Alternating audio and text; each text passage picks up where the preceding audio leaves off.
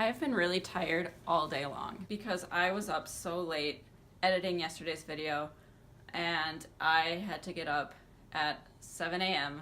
to go volunteer at a thing. So I only got a few hours of sleep, so I'm just dying today. So because of that, I decided that today's album is going to be the album that you listen to when you're falling asleep, because that's how I've been feeling all day.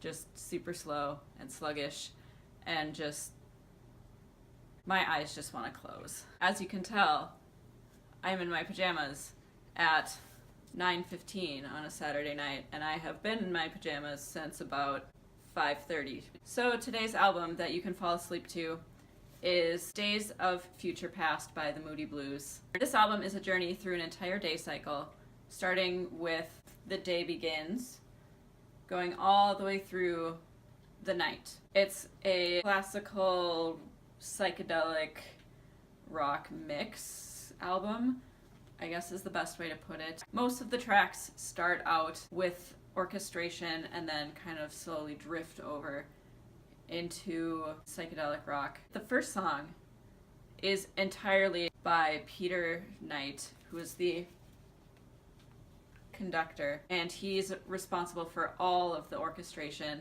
on this album, which is pretty sweet. This album was kind of originally meant to be a stage show because the band did not like to interact with their audiences.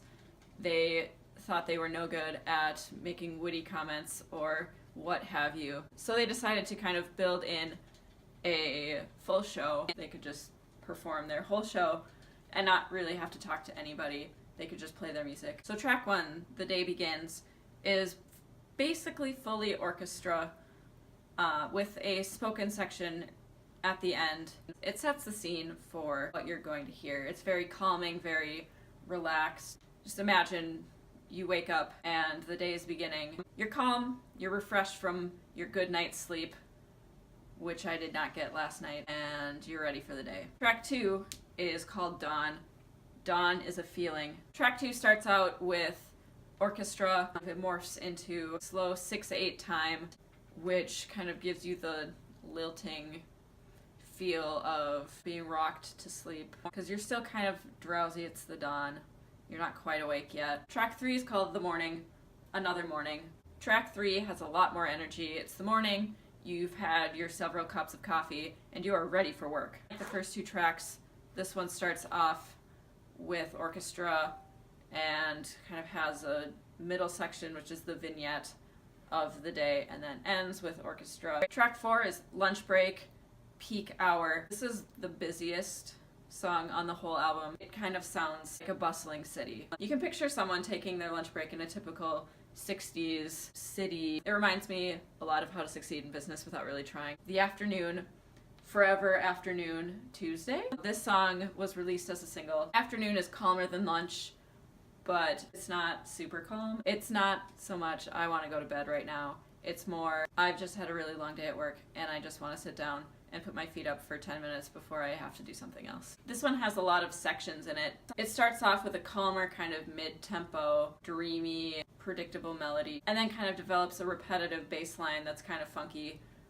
gets a little bit more groove. You've gotten your energy back. You maybe want to go out and do something fun like garden. The orchestra slowly infiltrates to change the scene. The ending of that song is kind of a pre-evening second wind. Before you wind down, you kind of say, oh, the day's not over, I should go do something fun, like garden. Track six is called Evening, the Sunset, Twilight Time. This is where things start to kind of slow down. It starts off with sweeping romantic strings and then turns into an exotic drum and voice duet. Cat, no! No. It has a really unusual melody and it has some really unusual intervals for kind of Western pop music. There's another string transition to another upbeat section, and then it switches into the Twilight section, and you can kind of hear echoing vocals, and it sounds like Twilight. Not that Twilight. And then it transitions into one of the greatest songs ever written. The last track on this album is actually the first one that I heard. Nights in White Satin is one of the most beautiful songs probably ever written for anybody. To me, the song is basically like a dream. It's both happy and sad, and nothing really has a start or finish.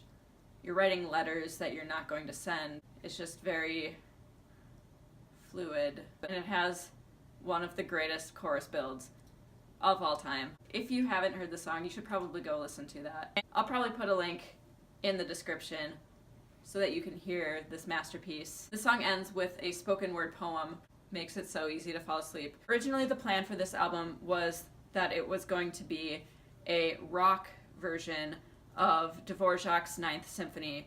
The reason that didn't happen is because Peter Knight heard what the band had been writing, and he said, wait guys, here's what we should do.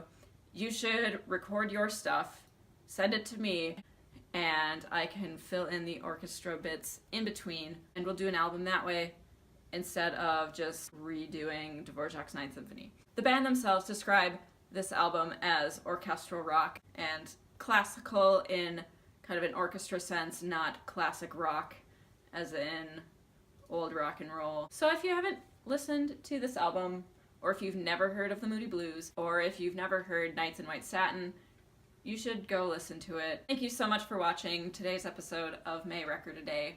And thanks to everyone who's been watching and subscribing in the last few days. It's more than I could have hoped for, so thank you so much. My neck really hurts from yesterday's thrashing around. I'm getting a little old for that. Kitty wants you to subscribe and comment and like. Don't you, Miley? Okay, bye. Yeah, meow to you too.